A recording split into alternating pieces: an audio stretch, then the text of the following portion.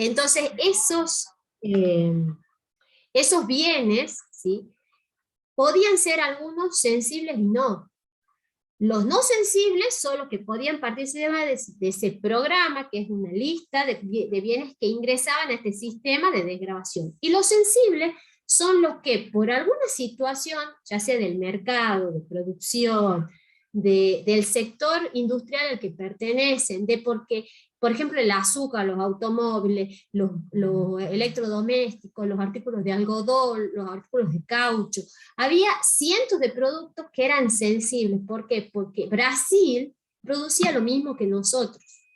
Entonces nosotros no teníamos capacidad productiva o capacidad de costos o capacidad, digamos, competitiva para poder bajar los aranceles y que esas industrias no desaparezcan. ¿Por qué? Porque el producto brasileño sea más competitivo, más barato, y entonces la gente empieza a consumir el producto brasileño en vez del producto argentino.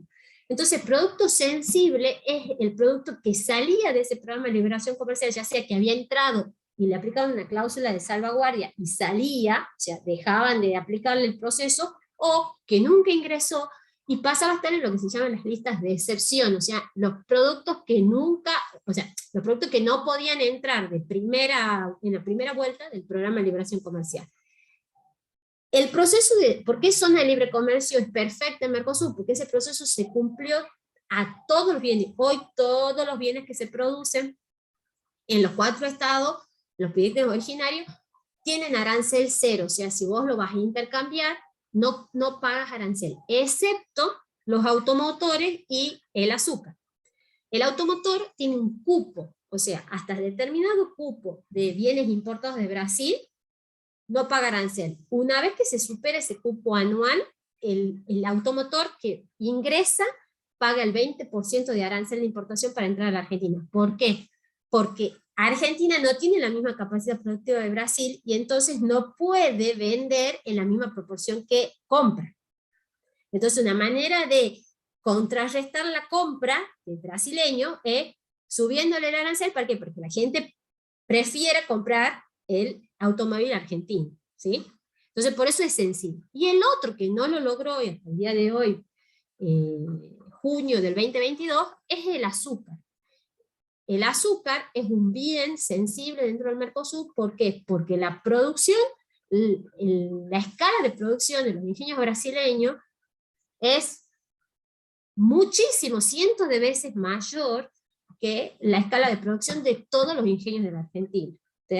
Piensen que la zona del este y nordeste produce caña, y el azúcar se produce en Salta, Jujuy y Tucumán. Entonces, la capacidad productiva no nos alcanza a nosotros para abastecer, nos alcanza para abastecer el mercado interno y no para producir y abastecer un mercado internacional. No tenemos la capacidad de vender azúcar a otros países, o no en una proporción, digamos, que signifique una relación comercial de comercio exterior.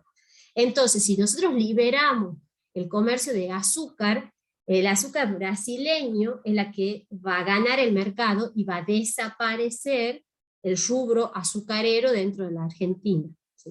Y eso es una manera de proteger, es que aún no se ha podido avanzar sobre el arancel, sobre el arancel intrazona cero para el azúcar. No sé si respondo la pregunta. Sí, muchas gracias. Bien. Tomás, has levantado la mano. Sí, buenos días, buenas tardes, profe. Disculpe que haga esta Hola. pregunta, pero antes que siga con la Unión Europea, y tiene que ver con el tema que estaba hablando, la lista de excepción no es lo mismo que el régimen de adecuación, ¿no es cierto? Son productos No. distintos. No. A ver, la lista de excepción es el mecanismo que se le habilita a los países para que saquen, digamos, o sea, para que no pongan dentro del programa de liberación comercial los bienes que eran sensibles al 30 de junio del 91. El régimen de adecuación es el sistema que digamos, se va a establecer después del 94, que el programa de liberación comercial tenía que lograr la libre circulación de los bienes originarios con la eliminación de los aranceles y las restricciones no arancelarias al 31 de diciembre de 1994. ¿Qué pasa? Cuando llega el 31 de diciembre de 1994, había un montón de bienes, había más de 300 y pico de bienes brasileños y argentinos que estaban en lista de excepción o con cláusula de salvaguardia, o sea, que todavía tenían arancel. Y en Paraguay y en Uruguay pasaba lo mismo. Entonces, ¿qué es lo que hacen? Establecen un régimen de adecuación que ya no era cada 6 meses, sino que era anual, y que se iba a lograr la desgravación de esos bienes sensibles, o sea, ya sea de bienes que estaban con cláusula de salvaguardia o listas de excepción, entraban en este nuevo régimen, que era justamente anual y que tenía otras características un poco más flexibles, y que se termina de cumplir en el 2006, entre el 2006 y el 2010, cuando se logra, digamos, poner arancel cero para para los automotores, digamos, y un cupo, se negocia el cupo anual de los automotores, que es lo que hoy permite que esta determinada cantidad de automotores circulen con arancel cero. Pero, o sea, tienen relación, la lista de excepción van a ser, digamos, las que van a contener los bienes que van a entrar al régimen de adecuación, porque son dos mecanismos distintos. Perfecto, No sé si muchas es gracias. claro. Sí, totalmente. Sí. Bueno, ¿alguna otra pregunta? Yo, profe. Uh-huh. Sí. A ver si, entonces, las tres comunidades europeas, digamos que son antecedentes de la Unión Europea, es la SECA, la Comunidad Europea de la Energía Atómica y la Comunidad Económica Europea, de las cuales estas dos últimas vienen impulsadas del Tratado de Roma del 57, ¿así es? Claro, y la SECA es el Tratado de Roma, el Tratado de París del 51, ¿sí? Exactamente. Las tres comunidades europeas, y me da perfecto pie para hacer el resumen que quería hacer. Entonces, la Unión Europea va a tener como antecedentes jurídicos los tratados, el de París, que va a conformar la SECA, la Comunidad Económica del Carbón y el Acero, esta comunidad de libre circulación de bienes que eran el carbón y el acero, en donde Francia, Alemania, Bélgica, Luxemburgo, Italia y Países Bajos se ponen de acuerdo para lograr, digamos, en el futuro un mercado común de estos bienes que eran los bienes, los recursos para la guerra, ¿sí? Y después, la idea, la declaración Schuman decía, era hacer una organización, acuérdense, siempre la idea era generar una organización continental en donde hubiera una especie de integración con cesión de facultades, con profundización de la integración no solo económica sino política, y entonces van a firmar en el 57 los acuerdos de Roma, y van a crear dos comunidades más. La del manejo de la energía atómica, que es la Euratom, y la comunidad económica que está acá en la diapositiva, europea, la Comunidad Económica Europea, la CEE, que era la que conocíamos nosotros, bueno, por lo menos nosotros los que somos un poco más grandes, los más jóvenes solo conocen la Unión Europea, que era la comunidad en donde gradualmente va a ir desde una zona de libre comercio, pasando por una unión aduanera, y luego ya vamos a ver que en Maastricht, en el 92, va a conformar lo que es el mercado común.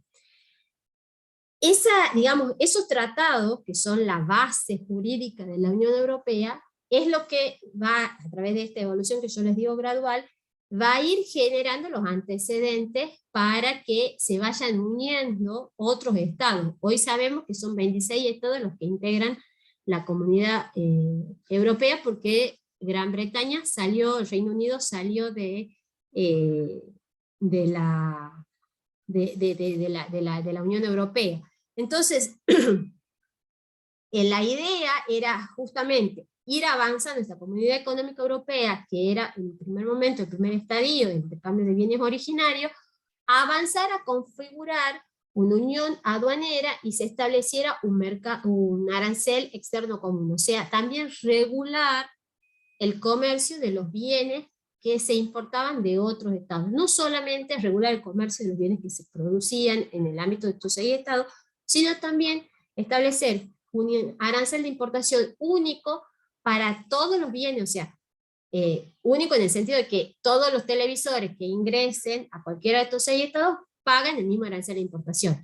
Todos los, no sé, todas las maquinarias que ingresen pagan el mismo arancel de exportación, ya sea que la mayoría de los aranceles de importación van desde el 0 al 20%, más o menos son los parámetros que hay en el mundo. Se intenta que siempre ahora, sobre todo con el trabajo de la OMC, se intenta que los aranceles de importación se reduzcan. Hay épocas como ahora, por ejemplo, con el tema de la guerra, donde los aranceles de importación suben un poco más porque los estados justamente están tomando medidas proteccionistas por la escasez de bienes. Entonces, pero eso es una excepción. Generalmente los aranceles de importación siempre oscilan en esos porcentajes, hasta un 20%, si no se encarece muchísimo el costo del producto. Generalmente un arancel de importación, cuando yo hablo de arancel de importación, ¿ustedes me entienden qué es de lo que estoy hablando? ¿Alguien me puede explicar qué es un arancel de importación? Profe, es el arancel que se cobra para los bienes que vienen de terceros estados que no forman parte del proceso de integración. ¿Y cómo se cobra? Se cobra adicionando al precio. Vos, o sea, cuando vos vas a comprar algo, vos que decís, bueno, quiero este celular, entonces te dice, bueno, sale, no sé, 1.000 pesos. Entonces decís, ah, bueno, lo llevo, 1.000 pesos. Yo lo compro en el mercado interno. Esos 1.000 pesos, ¿qué son? Está, por un lado, capaz que fabrica el celular es 700 pesos, ¿sí? Los impuestos, el flete, todo lo demás, es los 300 pesos siguientes al 1.000 pesos que vas a pagar, ¿sí? Los impuestos internos, el flete, el que me lo pongan en la góndola, que yo le compro de un lugar, no sé, de tal o cuales características, es los 300 pesos más, ¿sí?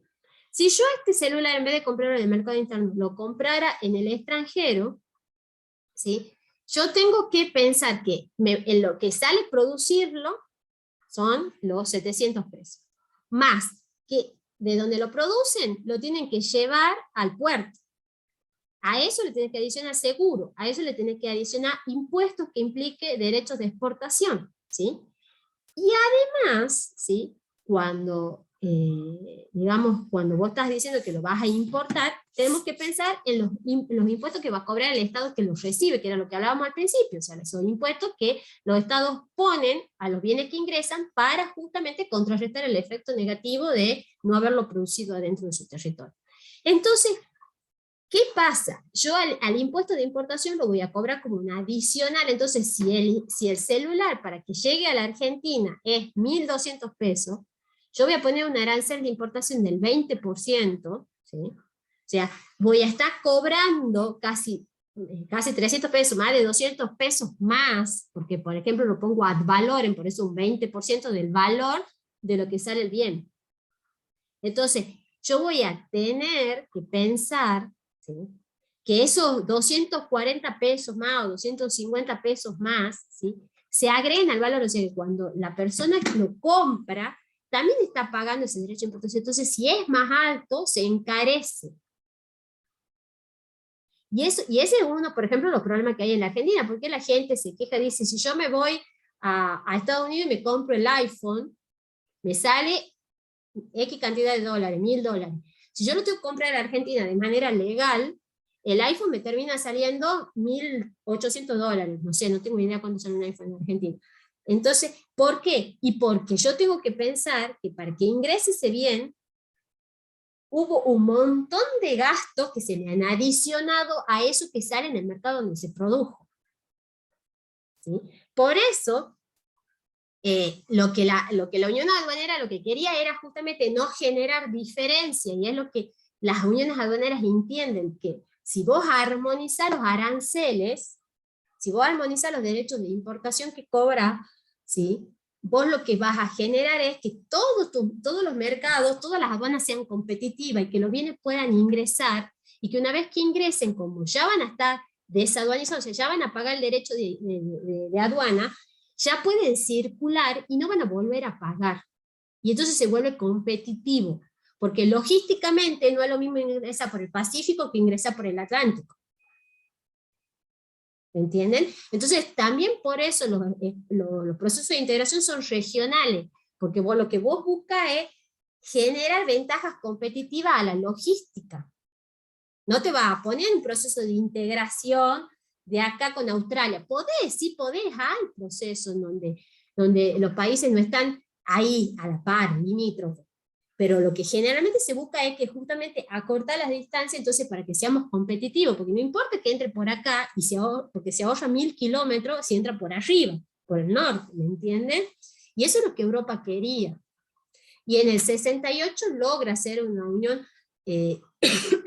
aduanera, firmar, digamos, el acuerdo para la unión aduanera, pero el código aduanero, o sea, la regulación para hacer una unión aduanera perfecta, recién lo logra con el Tratado de Maastricht, o sea, en el 92. O sea, es un proceso largo, por eso lo que está viviendo hoy el Mercosur, que muchas veces se lo critica, es un proceso natural. A Europa le costó años, le costó 50 años, 40 años, 50 años, lograr ser una unión aduanera y un mercado común, y una unión monetaria, ¿sí? Entonces, Mercosur va 30 años, recién el año pasado cumplió 30 años. Entonces, vamos, si bien no es a paso sostenido como era Europa, pero vamos a tener que vivir mucho tiempo más de negociaciones y de ponerse la pila con el Mercosur para poder lograr. En el medio de todo esto se va ampliando la Unión Aduanera, la Comunidad Europea, porque la idea era ir incorporando cada vez más estados. Entonces, en el 72 se incorporan el Reino Unido, Irlanda y Dinamarca. Después, en el 80, finales 79-80, se incorpora Grecia, y del 85 España y Portugal. Y después de estas incorporaciones, a medida que se iban generando las incorporaciones, también se van haciendo modificaciones de la estructura institucional de la Unión Europea. Por ejemplo, se establece el voto directo de los ciudadanos del Parlamento. Una de las características del Parlamento Europeo es justamente que los ciudadanos tienen el voto directo y universal, digamos, de la elección de los eurodiputados, de los europarlamentarios. Y por el otro lado, también se va a generar, digamos, la preparación de las instituciones europeas para recibir a todos los estados que estaban, digamos, detrás de la cortina de hierro. ¿Saben lo que es la cortina de hierro? Es ese límite que había entre Oriente y Occidente después de la Segunda Guerra Mundial, y eran las potencias que estaban de Occidente, que eran supuestamente con lazos de relación con el lado estadounidense, y las otras eran las que estaban dentro o vinculadas o satélites de la URSS. Entonces, cuando a partir del fin de la década de los 80 se prevé la caída de la URSS, ¿sí? La disolución de la URSS, la caída del muro, y digamos la salida de lo que era esta Guerra Fría, se va a prever justamente fortalecer a las instituciones de la Unión Europea para poder,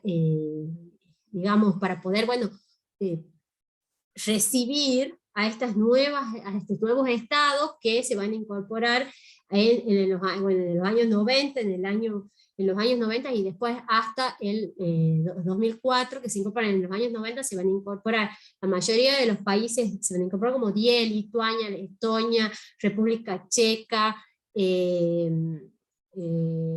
Letonia, Eslovenia, Eslovaquia, todos los países que estaban, digamos, en la URSS, y en el 2004 Rumania y Bulgaria, que son los últimos en incorporarse. Y ahí queda constituida en el 2004, entre 2004 y 2005, queda constituida la Unión Europea, digamos, con sus 27 países. Otro de las cosas importantes que también se va a consolidar en esta época, digamos, de mejora de la institucionalidad de la Unión Europea es la creación de la primera instancia del Tribunal de Justicia Europeo, que es una institución súper importante porque, como vamos a ver en esta unidad, que el derecho de la Unión Europea es un derecho comunitario y es un derecho con efecto directo en los ciudadanos. O sea, ¿qué quiere decir? Que los ciudadanos de la Unión Europea pueden alegar las normas comunitarias, o sea, las normas emanadas del derecho de la Comunidad Europea ante sus tribunales locales. Y pueden también acceder de manera directa, ¿sí?, ante el Tribunal de Justicia de la Unión Europea, ante casos ya sea de incumplimiento o de nulidad de actos que hayan llevado adelante instituciones de la Unión Europea. Entonces, ese proceso también va a, o sea, el proceso de fortalecimiento de la estructura institucional siempre va a ser en generar órganos que sean supranacionales, y esa es una diferencia que siempre se marca con el Mercosur, en donde la mayoría de los órganos del Mercosur, ya van a ver cuando vean la clase la doctora Caballero, son intergubernamentales. ¿Qué implica? El órgano intergubernamental es un órgano que está compuesto por funcionarios que pertenecen o que están designados por los estados nacionales, por los gobiernos de los estados nacionales. Entonces, cuando ustedes le hablen de una estructura intergubernamental, le están hablando de una estructura en donde el funcionario responde directamente al poder ejecutivo del gobierno que los manda. ¿Sí?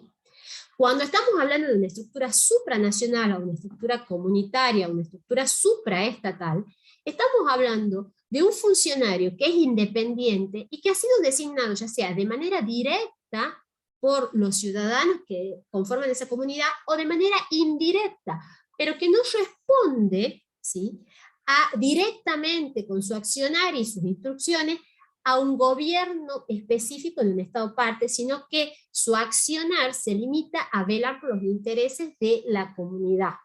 ¿Sí? Entonces, en la mayoría de los procesos de integración, se trata de contrarrestar los pesos de las estructuras o de las representaciones gubernamentales y supranacionales.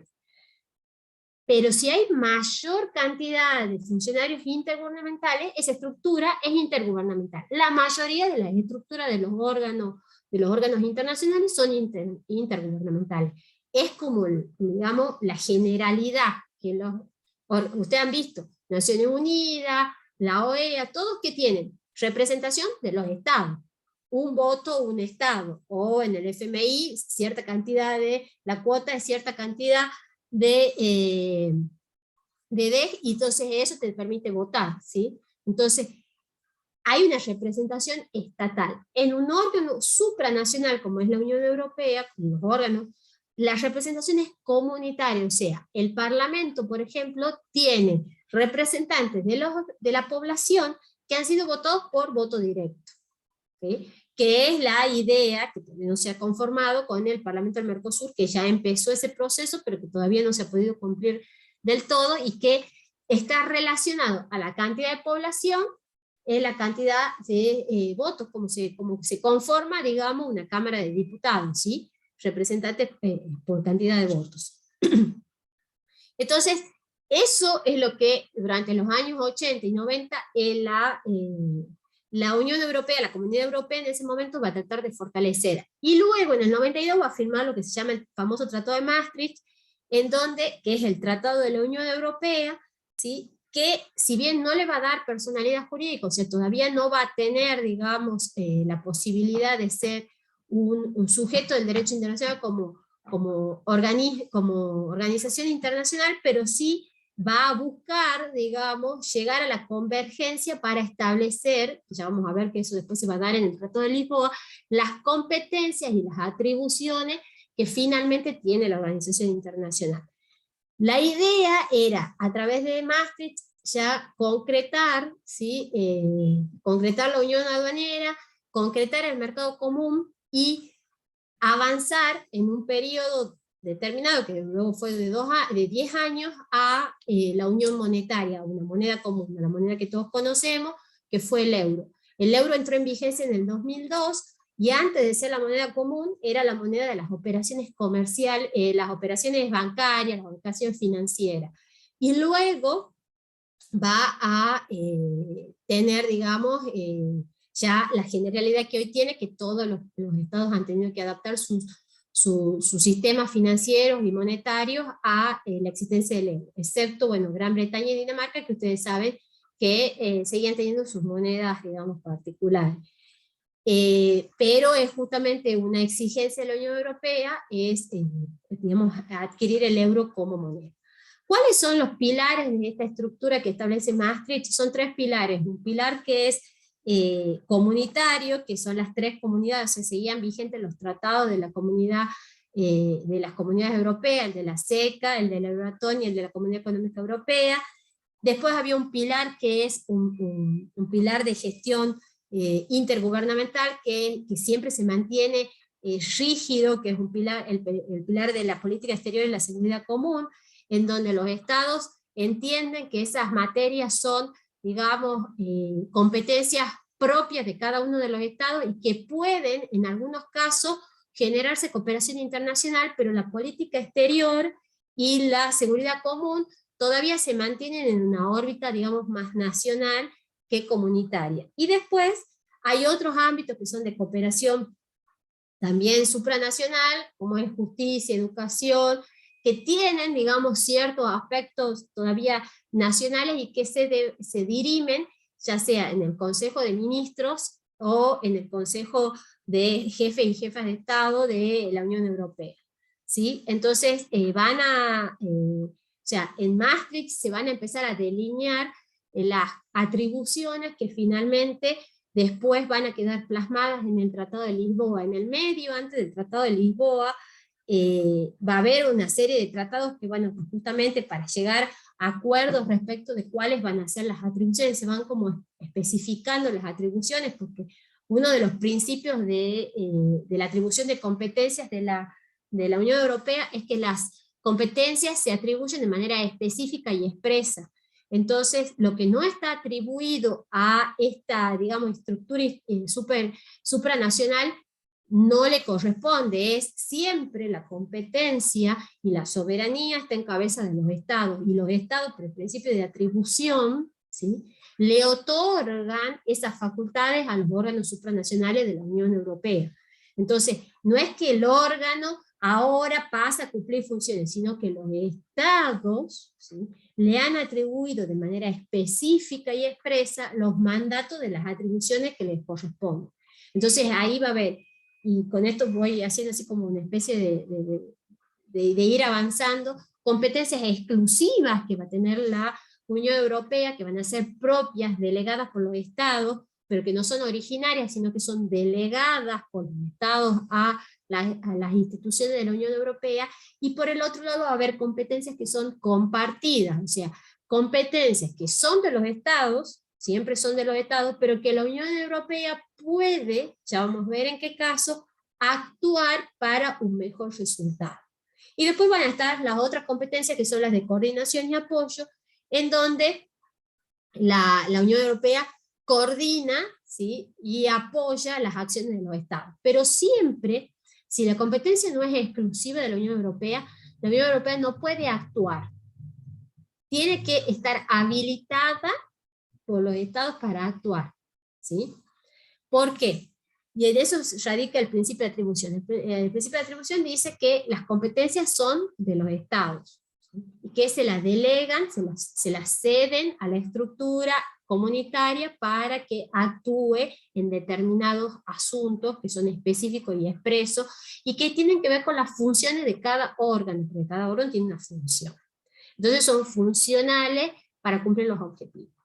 Y están las compartidas, que son las que están determinadas en el Tratado de Funcionamiento de la Unión Europea, y que están vinculadas a otras cuestiones que el Estado puede llevar adelante, porque siempre el Estado es la autoridad administrativa más cercana a los ciudadanos. Eso es un principio dentro de la Unión Europea, en donde la autoridad más cercana al ciudadano es la que mejor va a resolver la cuestión. Pero si la Unión Europea puede actuar, o necesita actuar, debe justificar que el accionar comunitario va a obtener un mejor resultado que el Estado, o sea, que el Estado nacional, aun cuando no sea la autoridad administrativa más cercana. Entonces, para poder actuar en una atribución compartida, debe la Unión Europea probar que el accionar de su institución es mucho más beneficioso, más eficaz que el del Estado nacional, ¿sí? Si actúa el Estado, la Unión Europea no puede actuar. Y si está actuando la Unión Europea, el Estado se tiene que abstener, ¿sí?, de actuar. ¿Qué pasa? Todo esto genera que muchos de los actos jurídicos sean revisables. ¿Por qué? Porque ustedes imagínense, los Estados generalmente no quieren que la comunidad europea, o sea, que esas instituciones comunitarias avancen sobre su soberanía. Entonces, la mayoría de las veces, ¿qué van a hacer, digamos, los estados? Van a tener recelo de poder controlar, y hay mecanismos para controlar, ya sea en el momento de la propuesta de la norma, cuando la comisión le envía al Consejo y al Parlamento la propuesta, se hace un informe sobre cómo esa norma se fundamenta, cómo ese acto o esa propuesta de norma se fundamenta en una atribución que tiene la Unión Europea. Y si eso se demuestra que no hay una atribución, porque tiene que ser concreta la atribución expresa, funcional, si no se dan esos requisitos, esas características, ese acto puede ser declarado nulo antes de ser aprobada la norma o después por el Tribunal de Justicia de la Unión Europea. Porque justamente es importante para la Unión Europea que se cumplan, digamos, las atribuciones en cada una de las esferas, porque si no, se avanzaría sobre cuestiones que son de índole nacional y que afectarían los intereses nacionales, ¿sí? Entonces, eso tiene, cuando vemos el tema de las competencias, tiene que tener en cuenta que los distintos tipos de competencias están vinculados al principio de atribución. Y también con el principio de subsidiariedad. La Unión Europea siempre va a ser subsidiaria en el funcionamiento digamos, del accionar. ¿Por qué? Porque como su competencia va a estar determinada, va a estar justamente en la exclusiva, está determinada expresamente. Y en las compartidas, si el Estado no actúa o si la actuación del Estado es menos eficaz, tiene que probar. Entonces es subsidiaria, no es que originariamente va a actuar, ¿sí? Y lo mismo pasa con las de apoyo. Las de apoyo también tiene que ser, en todas en realidad, pero principalmente las de apoyo, la actuación de la Unión Europea tiene que ser proporcional al objeto, proporcional al objetivo que se quiere cumplir, proporcional a los fines de la institución que está actuando, ¿sí? Y bueno, y obviamente las instituciones tienen que tener la suficiencia de medios, que es otro de los principios, para poder llevar adelante los objetivos que se han previsto en el Tratado de Funcionamiento de la Unión Europea y en los tratados constitutivos, ¿sí? ¿Dudas hasta acá?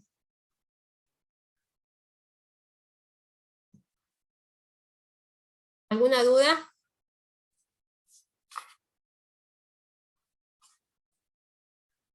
¿No?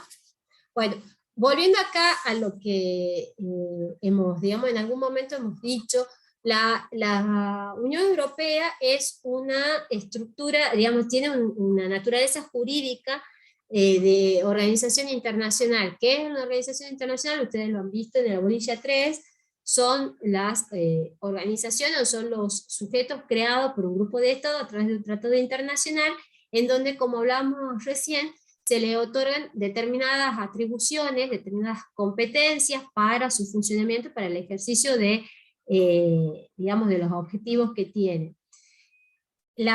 Ustedes saben que la Comunidad Económica inicia, digamos, con la idea de una estructura para la libre circulación del carbón y del acero, después en el 57 avanza a una estructura económica mucho más amplia, en donde hubiera ya una integración no solo económica de otros sectores, sino también política, y que a medida que se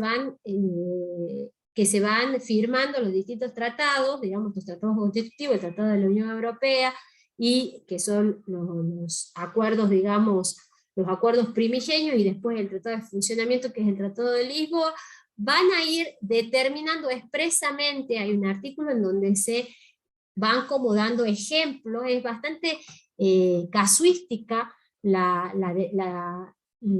detalle que hace el Tratado de Funcionamiento de la Unión Europea de las atribuciones que tienen cada uno de estos ámbitos, ¿sí? Que va caso por caso describiendo de manera expresa cuáles son los ámbitos de competencia, ya sean exclusivas, compartidas o de apoyo.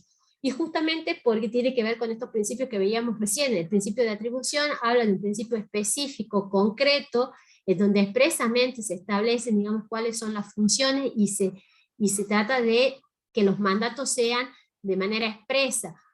¿Por qué? Y está vinculado con otro tema que tenemos que ver acá, que es el tema del efecto que tiene esa norma en cabeza de los ciudadanos. Para que la norma de la Comunidad Europea tenga efecto directo, el mandato tiene que ser un mandato expreso, un mandato incondicionado, o sea, que diga que esta norma se aplica a los particulares. Entonces, si no tiene esa característica, no va a poder, digamos, ser alegada por el particular ante sus tribunales locales, y va a ser una norma que va a tener que ser, ya sea interpretada por el Tribunal de Justicia de la Unión Europea, o enviada una consulta prejudicial desde un tribunal nacional al Tribunal de Justicia de la Unión Europea. Entonces, por eso es importante que se cumpla el principio de especificidad en la atribución de las competencias de la Unión Europea. ¿Sí?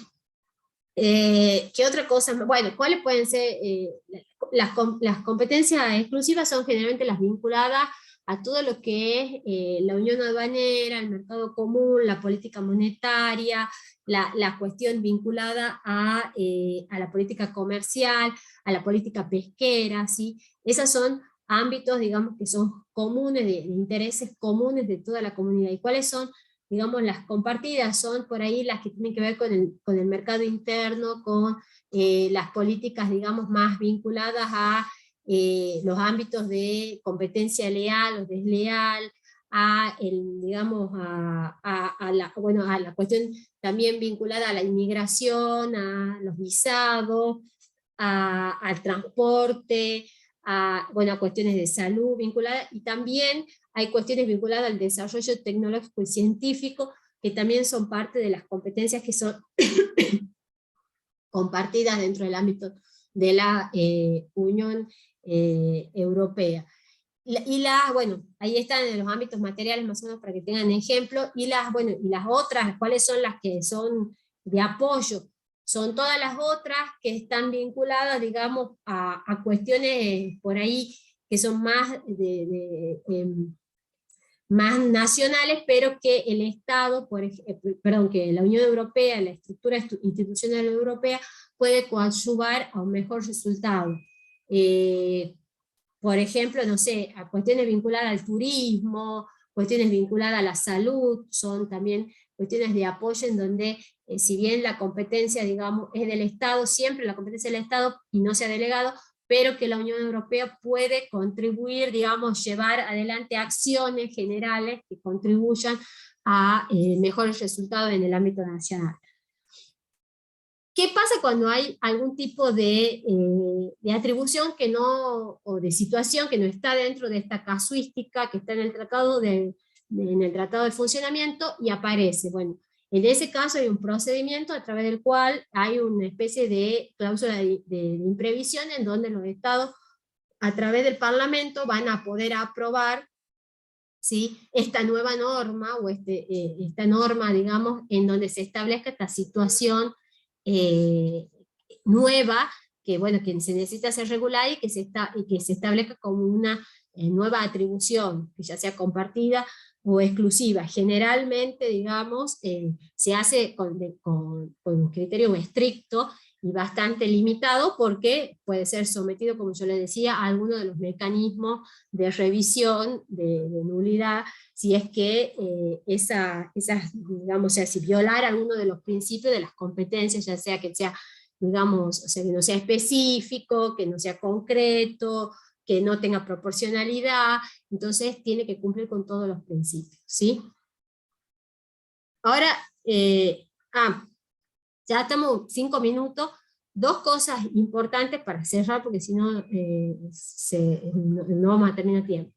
Lo primero es, con respecto a la estructura institucional de la Unión Europea, hay que, vuelvo a insistir en esta cuestión. Hay órganos que son órganos intergubernamentales, como ven ahí en la diapositiva, el Consejo Europeo y el Consejo de la Unión Europea. El Consejo Europeo es donde están representados los jefes de Estado de de la Unión Europea, los jefes de Estado de los Estados parte, y el Consejo de la Unión Europea, donde se reúnen los ministros de distintas carteras de cada Estado parte, según los temas que van a tratar, los ministros de salud, los de economía, los de, no sé, seguridad, se reúnen y toman decisiones a nivel intergubernamental, o sea, no son un ámbito de interés comunitario, sino que coordinan políticas que cada Estado puede tener sus distintas visiones y que necesitan en algún punto, no en algún punto, necesitan ser coordinadas justamente porque son un ámbito de funcionamiento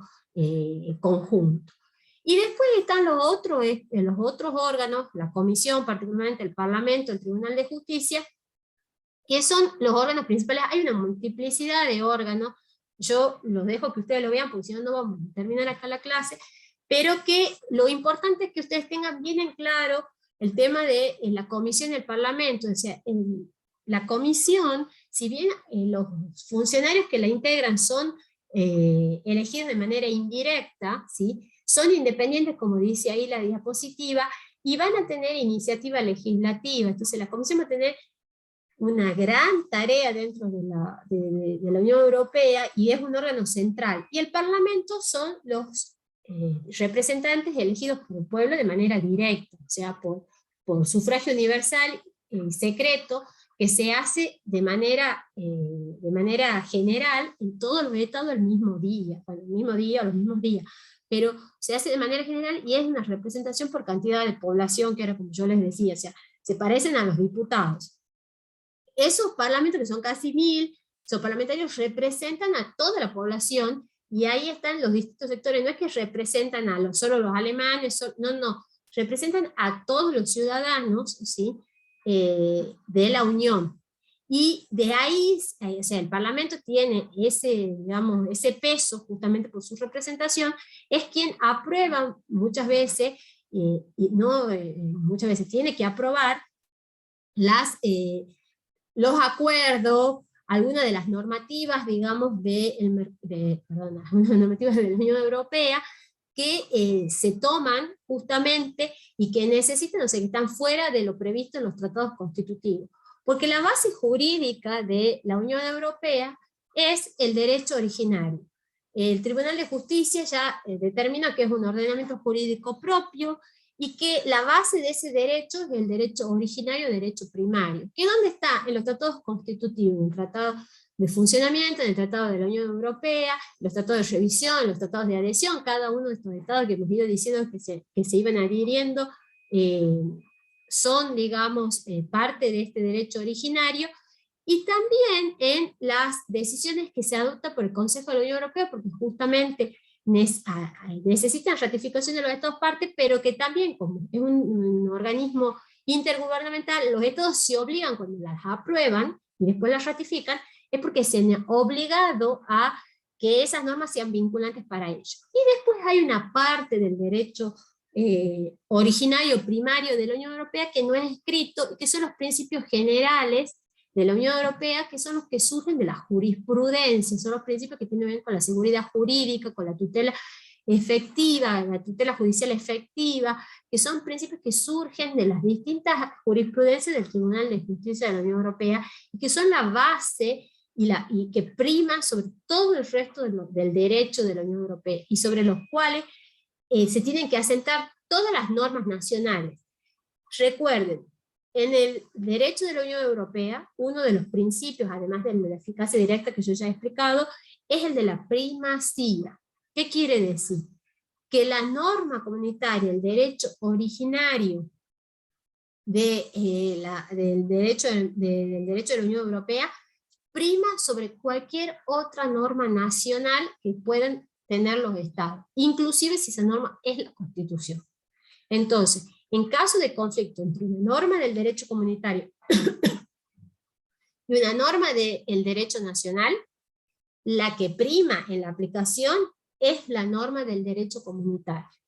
Los estados se comprometen justamente a adaptar, ese es un compromiso, al firmar el Tratado de la Unión Europea, a adecuar sus legislaciones nacionales, inclusive su legislación, a hacer una interpretación conforme con todo este plexo normativo que es el de la Unión Europea, y que está compuesto primero por el derecho originario y después por el derecho derivado.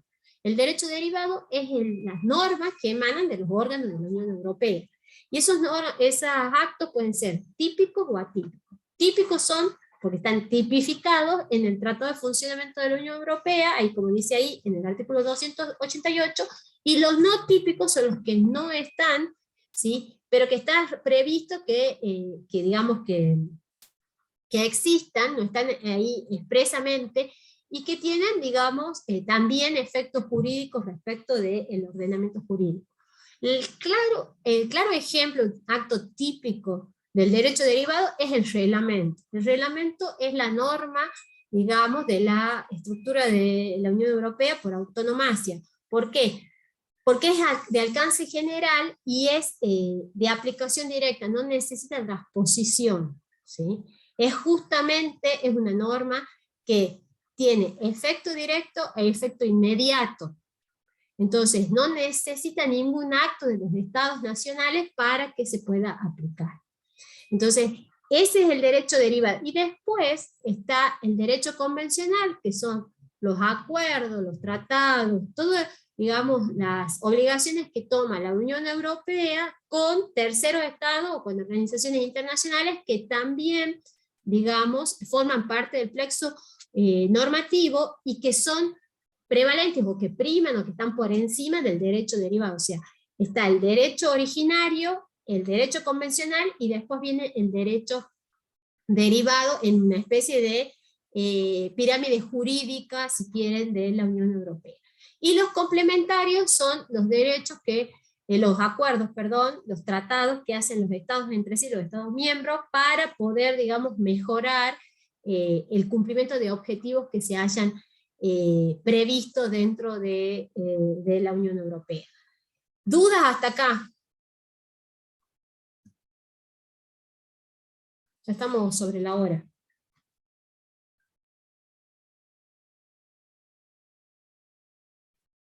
¿Qué dice? Profe, ¿puedes repetir cuáles son los 3 procesos de integración? Creo que ya lo hemos dicho, es zona de libre comercio, unión aduanera y mercado común, y bueno, y unión monetaria, que es lo que logra la Unión Europea a partir del 2002. Dice, ¿cómo quedaría el orden de los derechos? Entonces, sería derecho originario primario, ¿sí? El derecho convencional, el derecho derivado y el derecho complementario. ¿Qué otra duda? ¿Ha quedado claro? El tema es largo, en Arredondo está resumido muy bien, está muy bien, digamos, entendible, así que ahí lo pueden ver. Cualquier duda, por supuesto, me pueden escribir al aula virtual.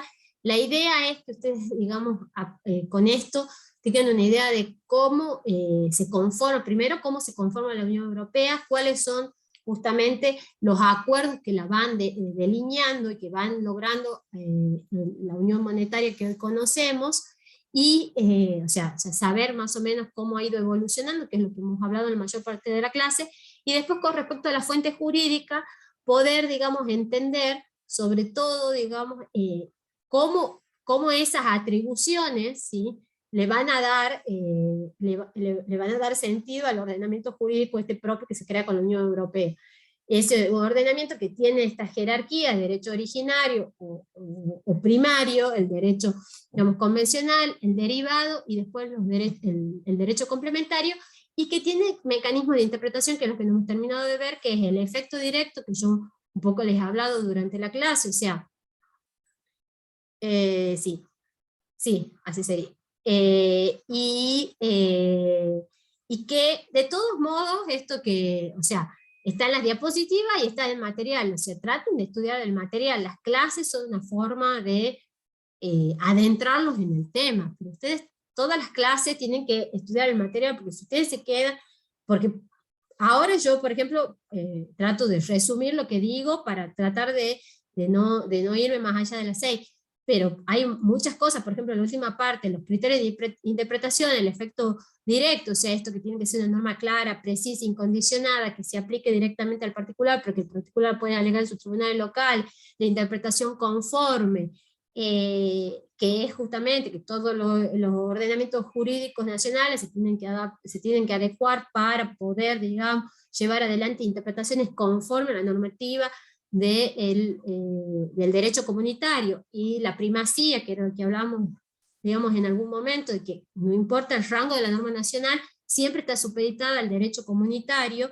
Eso deviene de los fallos Van Genan, Luz y Enel, entonces Costas versus Enel. Entonces, todo eso está en el material de estudio, véanlo de ahí. También está en la clase que ya está colgada, la clase del año pasado, o del 2020, no me acuerdo ya qué año era la clase del 2020, y también está colgada ahí, o sea, también ahí van a tener, digamos, la información sobre todos estos temas, pero estudien del material, ¿sí? ¿Alguna otra duda? Sí. Sí, doctora, yo vi el material de Arredondo, lo que no encuentro es el tema de lo que usted habló de competencia exclusiva y las competencias compartidas. ¿En qué parte está eso? Ay, no sé qué parte, o sea, no sé la hoja, sí, pero debe estar más resumido, o sea, porque pero sí habla de las competencias. La diapositiva está hecha en base a ese material. Las competencias, digamos, o sea, son compartidas, ya saben, las exclusivas son las atribuidas de manera expresa a la Unión Europea, que no tiene, digamos, o sea, no es que son originarias de la Unión Europea, sino que están en cabeza de los estados, y los estados se la otorgan de manera expresa a las instituciones de la Unión Europea. Y las compartidas son, digamos, justamente en las que puede actuar uno u otro, ¿sí? En donde uno u otro, pero tiene que regirse por el principio de proporcionalidad, por subsidiariedad, y en donde digamos, la Unión Europea para actuar debe fundamentar porque considera que su accionar es más eficiente que el accionar del Estado Nacional, que es la autoridad administrativa más cercana al ciudadano, ¿sí? Pero sí está, debe estar resumido, ya no me acuerdo bien en qué parte, pero está ahí, sí está. Bien, gracias. Dice, el control del cumplimiento del derecho de la Unión Europea por los Estados parte diría la responsabilidad patrimonial. No, nosotros lo que vemos, o sea, eso está en el material. Importantes son los mecanismos, fundamentalmente que ustedes sepan bien que se puede, digamos, hacer ya sea una nulidad, o se puede hacer, digamos, una cuestión prejudicial, o una excepción de ilegalidad, digamos, o sea, la manera, digamos, cuáles son los mecanismos y en qué consisten, eso es lo más importante, que eso también está dentro del material, y yo no sé, por el tiempo no lo he podido, o sea, cuando habla de nulidad es justamente lo que yo les decía en algún momento, es cuando la atribución que está desarrollando la institución de la Unión Europea no es acorde a su función, entonces puede pedir una nulidad, digamos, de ese acto. La cuestión prejudicial es cuando los tribunales nacionales están dirimiendo sobre una cuestión, un caso, y hay que analizar la eficacia, el vigor, digamos, hay que analizar la norma comunitaria para ver si es aplicable o no al caso. Entonces, él lleva la consulta al Tribunal de Justicia de la Unión Europea para que determine previamente la resolución, digamos, el valor jurídico de la norma. Y la excepción de ilegalidad es una excepción más procesal, que es, digamos, cuando vos ya tenés un procedimiento principal y querés justamente saber si esa norma digamos, es legal, digamos, si es ilegal o no, si se corresponde o no con las atribuciones de la institución de la Unión Europea que se está, digamos, que está afectada o que está afectando los derechos, ya sea en particular o de un Estado.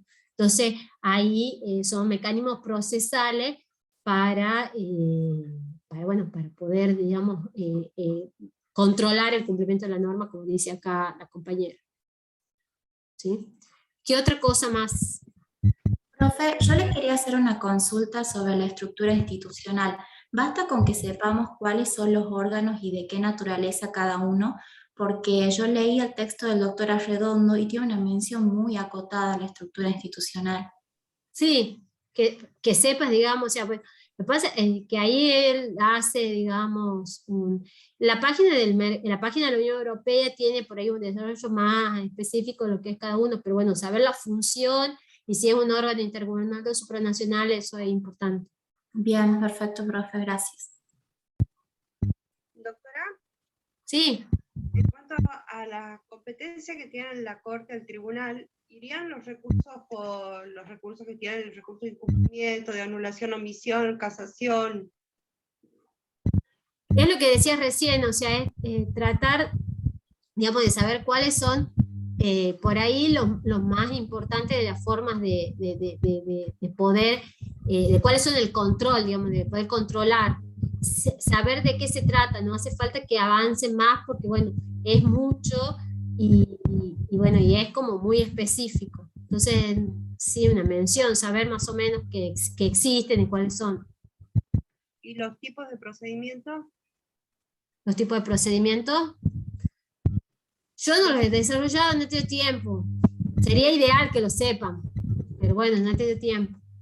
Bien, bien. Muchas gracias, doctora. Que se mejore. Gracias. Hasta luego. Gracias. Bueno, ¿alguna otra pregunta más? Profe, disculpe, ¿puede explicar las competencias de coordinación y apoyo de nuevo? Las competencias de coordinación y apoyo son son competencias que están en cabeza de los estados, pero que la Unión Europea puede llevar adelante alguna acción, ¿sí?, que mejore el resultado. O sea, que el accionar conjunto con el Estado, digamos, o sea, va a mejorar el resultado, va a ser más eficaz. También tiene que justificar, digamos. No Bien. puede actuar, siempre acuérdense que el funcionamiento de las instituciones de la Unión Europea es subsidiario, entonces siempre tiene, digamos, o sea, la autoridad más cercana al ciudadano es el Estado propio. Entonces, en estas de coordinación y apoyo, digamos, digamos, o sea, la idea es complementar al Estado, porque es una función que tiene el Estado. Pero como yo les decía, por ejemplo, puede ser en un ámbito como el turismo, en donde, digamos, o sea, la visión general puede mejorar, digamos, el accionar, o sea, una actividad coordinada o un programa coordinado con otro Estado puede mejorar el resultado de esa política, digamos, o de esa medida que toma el Estado, ¿sí? Bien, gracias, profe. ¿Nada más, chicos? Bueno, si no tienen más preguntas, están liberados, pueden, digamos, pueden irse, y bueno, el martes ya saben, clases a las 8 y a las 16 si Dios quiere, y después ya nos vemos el sábado 2 en la quinta agronómica. Fíjense en el aula virtual, bueno, vamos a tratar de promocionar por todos los medios el horario en que finalmente vamos a rendir. Es muy probable que sea a partir de las 9 de la mañana, ¿sí? Para que no sea tan temprano. Bueno, nos vemos, chicos, gracias. Muchas gracias. Hasta luego. Hasta luego.